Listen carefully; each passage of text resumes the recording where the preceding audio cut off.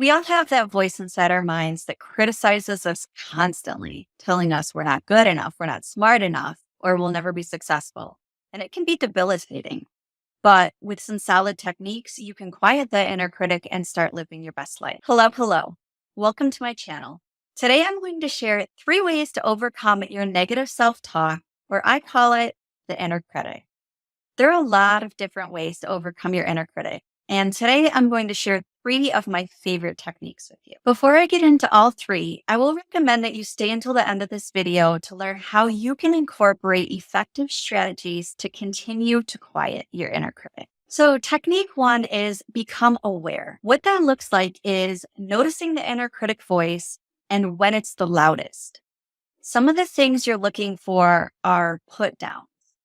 Don't judge whether they are things you think really affect you. Think about how you'd receive it if someone else said it to you. Or is it something you'd say to another person? How about if that person is a child? Keep a journal or a notepad of the thoughts that come up most often. When are those thoughts coming up? The point here is that we'll most likely agree that you know you have an inner critic, but are you really aware of it? How it shows up, when, how often. And if not, it's very unlikely that it's ever going to get better and will likely even get worse. Technique 2 is to challenge your inner critic. Your inner critic isn't always right. In fact, it's often wrong. When you start to hear that voice in your head, question it. Ask yourself, is that really true? Or is there any evidence to support that?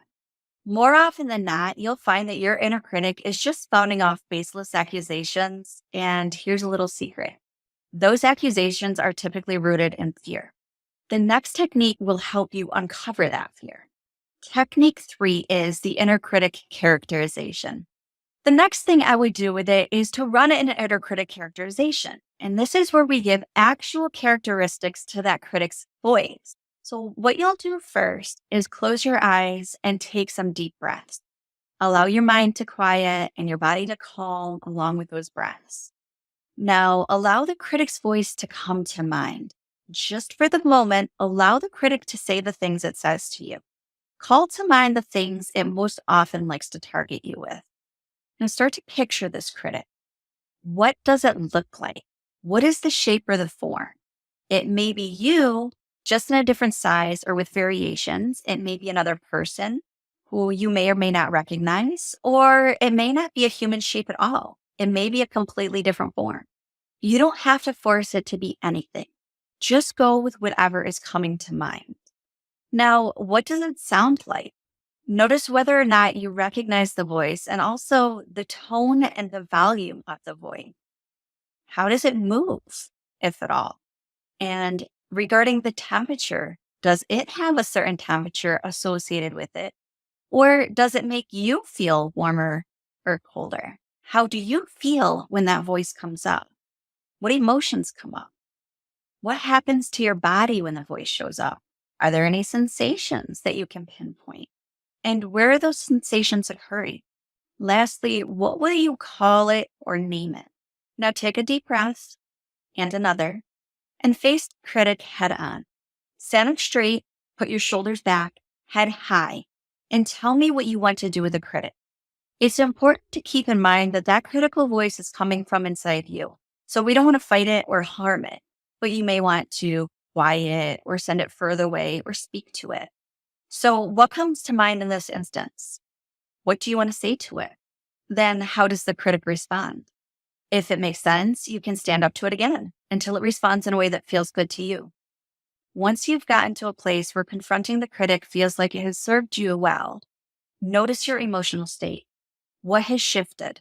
And have the sensations in your body changed? Now give yourself another deep breath or 2. And when you are ready, allow your eyes to slowly open and become aware once again of your present time and space.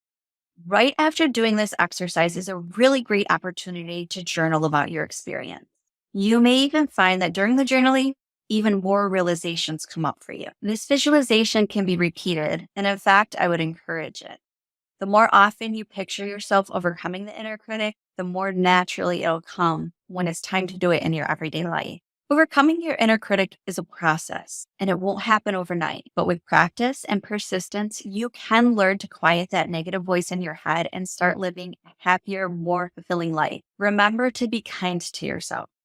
Question your inner critic, reframe negative thoughts, and whenever you get the chance, picture that critic and stand up to it. If you want to learn more about how self-care can be a super simple yet really effective part of your everyday, watch my next video. Now it's time to put your inner critic to rest. Download my 3 things you can do to quiet the inner critic workbook, linked in the description below. If you found this video helpful, please click the subscribe button below and stay tuned for more videos like this. Thank you for watching, and I'll see you in the next video.